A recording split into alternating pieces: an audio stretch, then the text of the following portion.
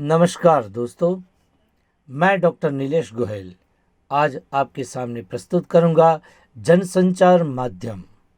CBSE के कक्षा 11 और 12वीं के अभ्यासक्रम में जनसंचार माध्यम को स्थान दिया गया है। मैं इसके कुछ वैकल्पिक प्रश्न आपके सामने प्रस्तुत करूंगा। प्रश्न नंबर 1, संचार क मनुष्य को एक दूसरे से जोड़ता है, ख मनुष्य को एक दूसरे से अलग करता है, ग जीवन की निशानी है, ग क और ग दोनों।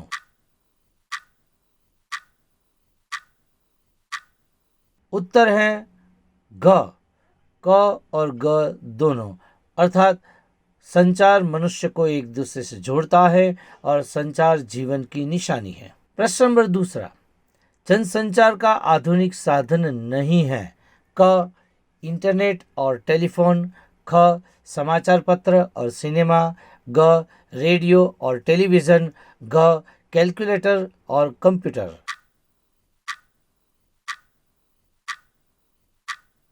उत्तर होगा ग कैलकुलेटर और कंप्यूटर।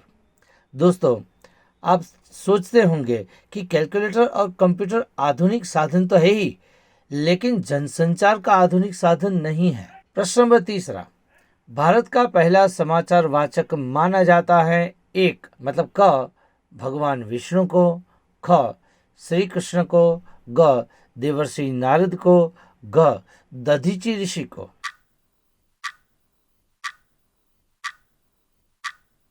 उत्तर होगा ग देवर्षि नारद को। हमारे पुराणों में लिखा है कि देवर्षि नारद यहाँ की बात वहाँ करते थे और वहाँ की बात यहाँ करते थे, मतलब वे संचार का ही काम करते थे। इसे भारत का सबसे प्रथम समाचार वाचक देवर्षि नारद को माना गया है। प्रश्न नंबर 4, भारत में जनसंचार का इतिहास किस काल में मिल सकता है। क पौराणिक काल में, ख आधुनिक काल में, ग वैदिक काल में, ग कली काल में। उत्तर होगा क पौराणिक काल में। आपने अभी देखा दोस्तों कि देवर्षि नारद हैं, वे जनसंचार के माध्यम में सबसे पहले समाचार वाचक हैं, तो वो तो पौराणिक काल ही हुआ। प्रश्न नंबर 5, प्राचीन काल में संदेश किस तरह दिए जाते थे। क ताम्रपत्र पर अंकित करके, ख शिलालेखों पर अंकित करके, ग कागज पर लिखकर, घ कपड़े पर लिखकर। उत्तर होगा ख शिलालेखों पर अंकित करके। इसका उदाहरण है जूनागढ़ में अशोक का शिलालेख। प्रश्न नंबर 5, पत्रकारिता के पहलू हैं। क समाचारों को संकलित करना, ख समाचारों को संपादित करना, ग पत्र पत्रिका के रूप में पाठक तक पहुंचाना, और ग उपर्युक्त सभी।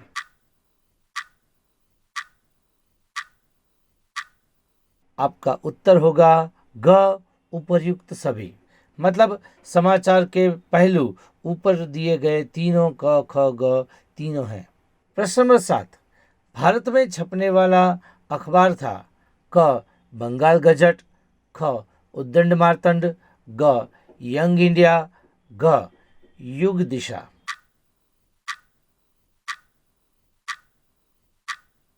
उत्तर होगा क बंगाल गजट, मतलब भारत में छपने वाला सबसे पहला अखबार है बंगाल गजट। प्रश्न नंबर 8, हिंदी का पहला साप्ताहिक पत्र था। क यंग इंडिया, ख बंगाल गजट, ग उद्दंड मार्तंड, घ हिंदुस्तानी।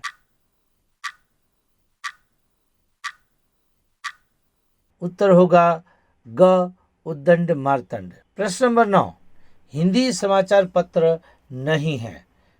क राजस्थान पत्रिका, ख पंजाब केसरी, ग दिव्य भास्कर, घ दैनिक भास्कर।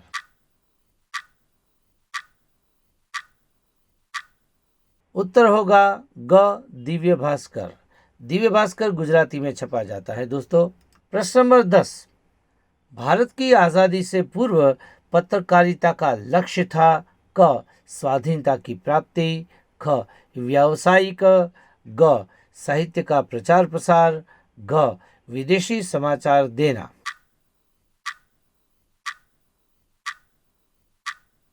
उत्तर होगा स्वाधीनता की प्राप्ति।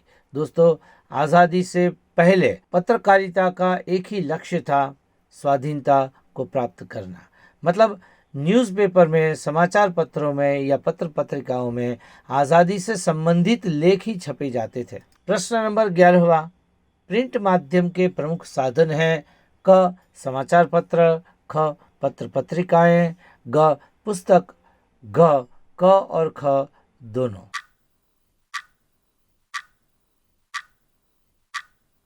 उत्तर होगा क और ख दोनों। प्रश्न नंबर 12वां, भारत में अखबारी पत्रकारिता की शुरुआत कब हुई? क सन 1990, ख सन 1947 में, ग सन 1780 में, घ सन 1857 में।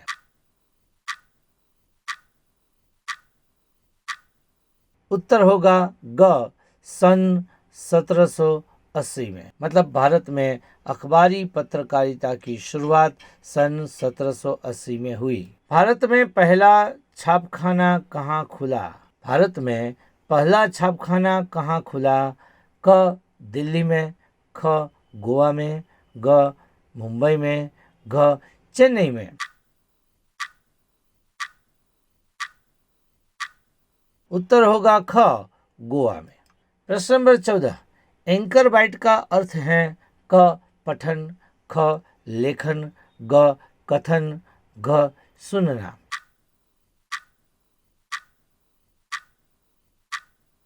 उत्तर होगा ग कथन। प्रश्न नंबर 15, रेडियो प्रसारण के समय समाचार कॉपी में एक पंक्ति में अधिकतर कितने शब्द होने चाहिए? फिर से प्रश्न नंबर 15, रेडियो प्रसारण के समय समाचार कॉपी में एक पंक्ति में, मतलब एक लाइन में, अधिकतर कितने शब्द होने चाहिए? क 20 से 25, ख 12 से 13, ग 22 से 23 या 30 से 31।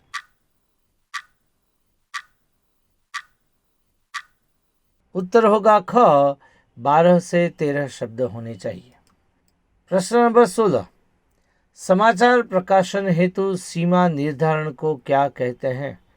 क डेडलाइन, ख एंकर बाइट, ग ड्राई एंकर, घ मुद्रित माध्यम।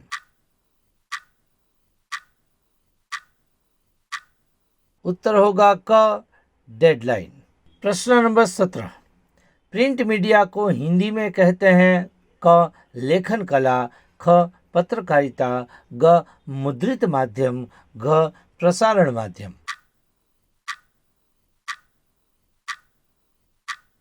उत्तर होगा ग मुद्रित माध्यम। प्रश्न नंबर 18, प्रिंट मीडिया के लेखकों को ध्यान रखना चाहिए क समय सीमा, ख शब्द सीमा, ग शुद्ध लेखन, घ उपर्युक्त सभी।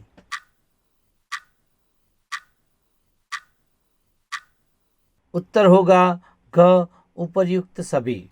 मतलब प्रिंट मीडिया के लेखकों को समय सीमा का भी ध्यान रखना चाहिए, शब्द सीमा का भी ध्यान रखना चाहिए और शुद्ध लेखन भी होना चाहिए। इन सारी की सारी बातों का ध्यान रखना चाहिए। प्रश्न नंबर 19, ब्रेकिंग न्यूज़ का दूसरा नाम है क डेडलाइन, ख फ्लैश, ग पत्रकारिता, घ ड्राई एंकर।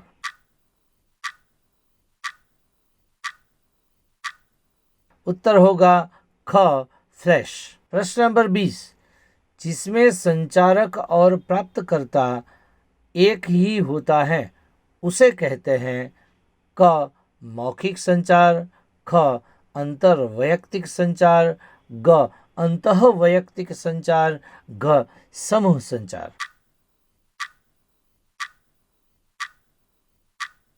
उत्तर होगा ग अंतः वैयक्तिक संचार। दोस्तों, इसमें संचारक और प्राप्तकर्ता एक ही होता है। मतलब इंसान अपने आप को कुछ कहता है और उसका उत्तर भी अपने आप ही सोच लेता है। अंतः वैयक्तिक संचार। प्रश्न नंबर 21, जब दो व्यक्ति आपस में और आमने सामने संचार करता है उसे कहते हैं क अंतर्वैयक्तिक संचार, ख समूह संचार, ग अंतःवैयक्तिक संचार, घ सांकेतिक संचार।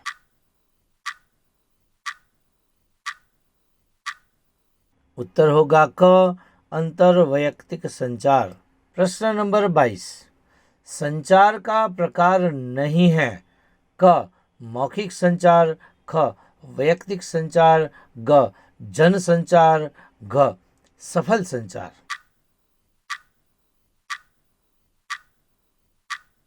उत्तर होगा ग सफल संचार। प्रश्न नंबर 23, संचार शब्द की उत्पत्ति किस धातु से हुई है। क चर, ख चार, ग सन, घ सम।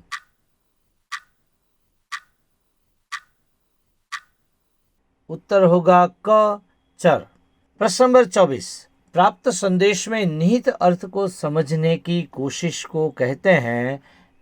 क एनकोडिंग, ख डिकोडिंग, ग फीडबैक, घ अमौखिक संचार।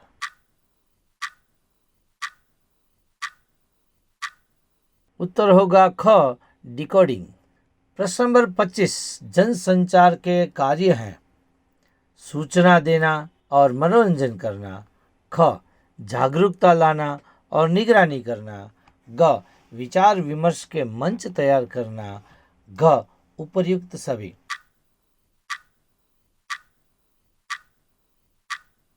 उत्तर होगा ग उपर्युक्त सभी। दोस्तों, इसका मतलब ये कि जनसंचार के कार्य हैं सूचना देना, मनोरंजन करना, लोगों में जागरूकता लाना, लोगों की ये सारे के सारे प्रसंग की या लोगों की या देश दुनिया की निगरानी करना और विचार विमर्श के मंच तैयार करना। ये सारा का सारा जनसंचार का कार्य है। दोस्तों, मैं आशा रखता हूँ कि आपको ये सारे के सारे प्रश्न आपकी परीक्षा में उपयोगी होंगे। न सिर्फ 11वीं 12वीं के कक्षा वालों को, बल्कि कॉम्पिटिटिव एग्ज़ाम वालों को भी ये सारे के सारे प्रश्न उपयोगी होंगे। दोस्तों, एक बात और भी बता दूं कि आपने देखा कि वाटरमार्क में सिर्फ शब्द लिखा है। मेरी एक वेबसाइट है sirfshabd.com, www.sirfshabd.com।